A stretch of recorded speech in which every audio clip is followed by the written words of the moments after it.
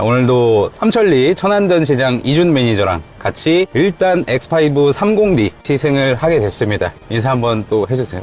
안녕하세요. 저는 삼천리 모터스 천안전시장에 근무하고 있는 이준 매니저라고 합니다. 지금 시승하는 X5는 모든 아빠들의 좀 가슴속에 있는 드림카잖아. 이게 94년에 로버 그룹, 그러니까 지금 랜드로버. 그렇죠. 그 그룹이랑 합병을 하면서 5 시리즈 플랫폼에다가 레인지로버의 기술을 얹어가지고 처음 만든 게 이거라고 하더라고. 랜드로버의 그때 한참 기술력을 다 뽑아먹은 차죠. 그러니까 쭉 뽑아가지고 1999년에 이게 디트로이트 모터쇼에 처음으로 나왔는데 그때 좀 혁명이었다고 하더라고. 내비게이션, 그 다음에 HDC 이런 것들 등등 해서 첨단 기술 너무 많이 넣어가지고, 그리고 이 크램쉘, 저 테일게이트도 그때 들어온 거라며. 또 위판이 소프트 클로징으로 닫히대. 저게 90년대 말에 배럴당 $10 할 때, 국제유가가 한창 떨어졌을 때 70만 대 이상 판매하면서 베스트셀러로 올라갔다고 하더라고. 그리고 솔직히 말하면 이 세그먼트 안에서 솔직히 제일 잘 팔리니까 신경 써서 만들 거 아니야.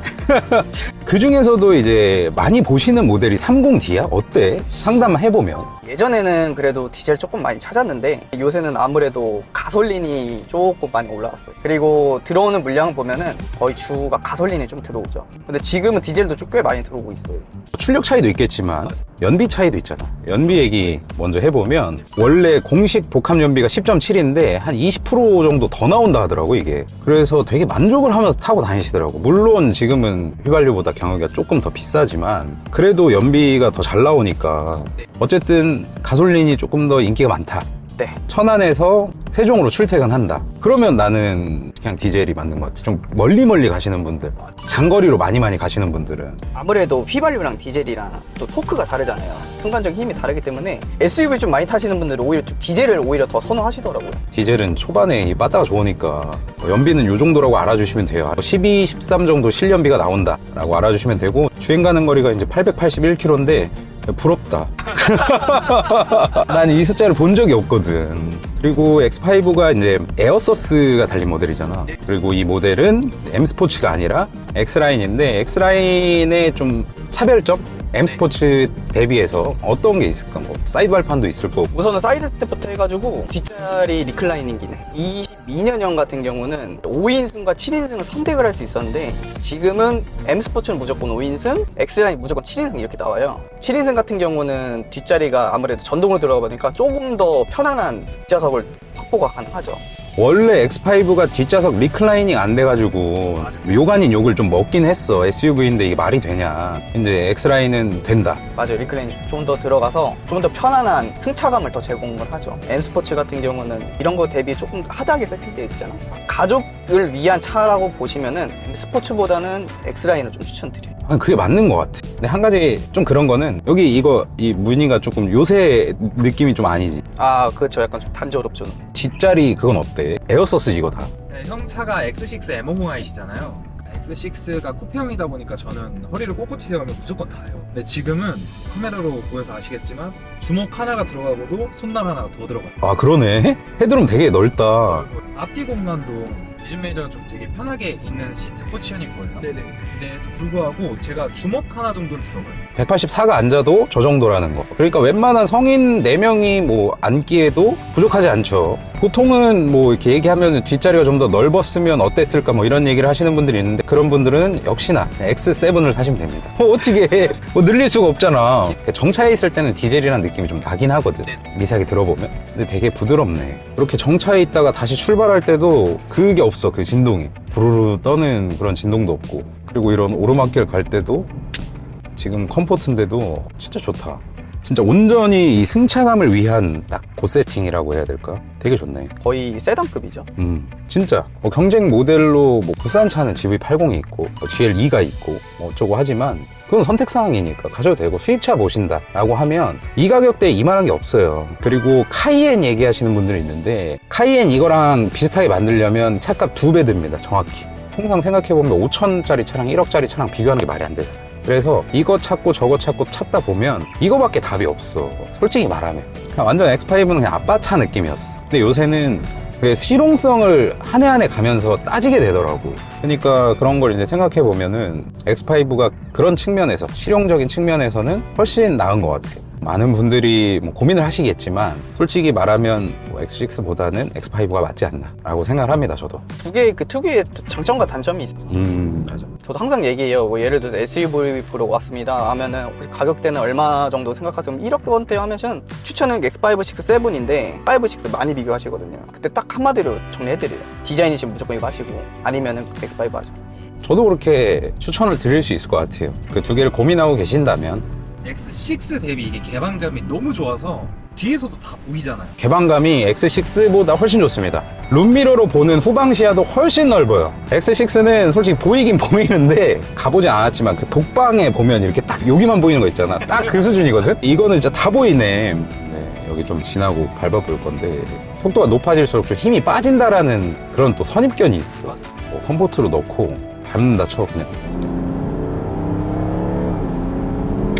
컴포트에서도 엑셀을 조금만 깊게 밟으면은 이게 금방 튀어나가네. 이게 60 토크가 넘거든요. 근데 마력은 또 얼마 안 돼요. 286마력. 근데 낮은 건 아니지만은 실제로 이렇게 밟아보면 엄청 시원시원합니다. 초반에는 속도가 좀 부드럽게 올라가게 세팅이 되어 있는 것 같아요. 높아지면 높아질수록 그래도 잘 밀어줍니다. 꾸준히. 그리고 스포츠로 바꾸고, 이게 스포츠로 바꾸면 또 서스가 또 이게 아까 내려가더라. 예, 좀 내려. 120 이상 되면은 또 내려가요.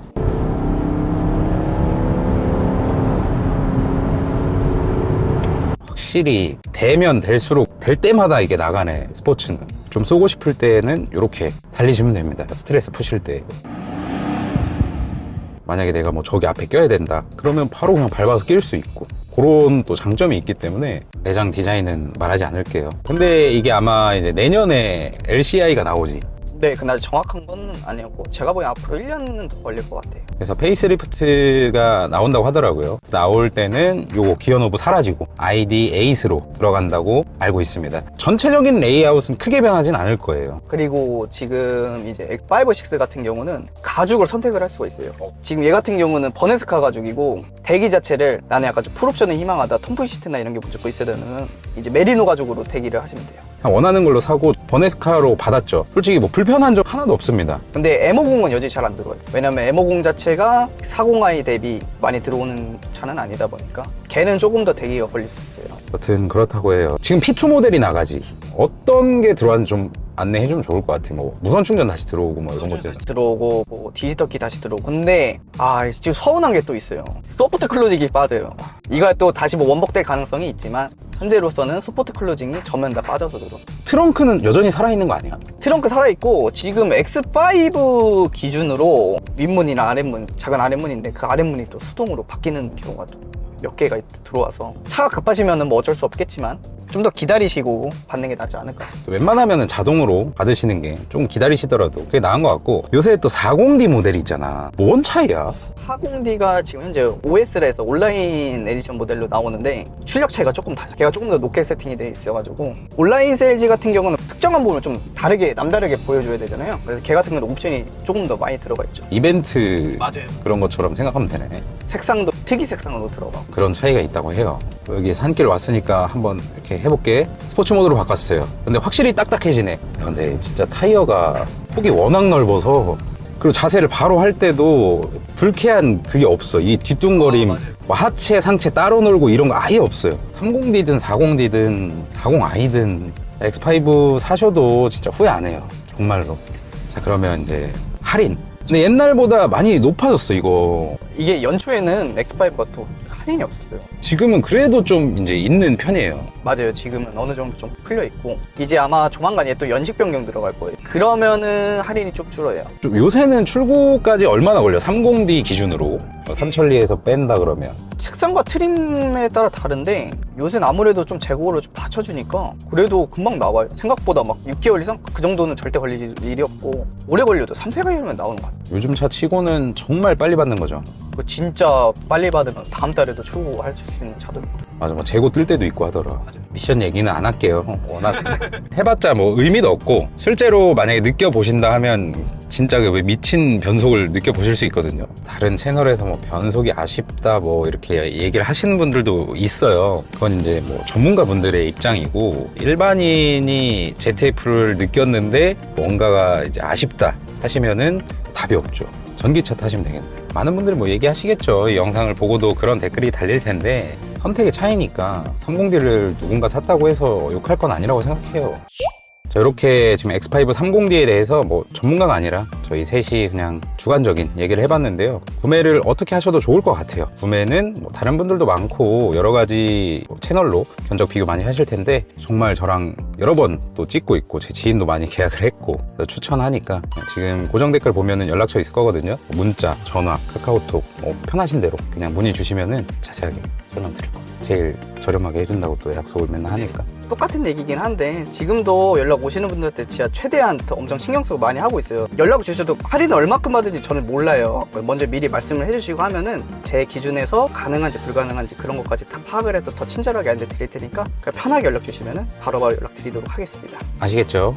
연락 많이 부탁드리고 여튼 뭐 차량 출고에 따른 금전적 거래는 전혀 없습니다. 전혀 없으니까 편하게 하시고 오늘 영상 또 조금이라도 도움이 되셨다면 구독은 아니더라도 좋아요는 한 번씩 눌러주시고 항상 건강하시길 바라고 시청해주셔서 감사드립니다. 인사드리겠습니다.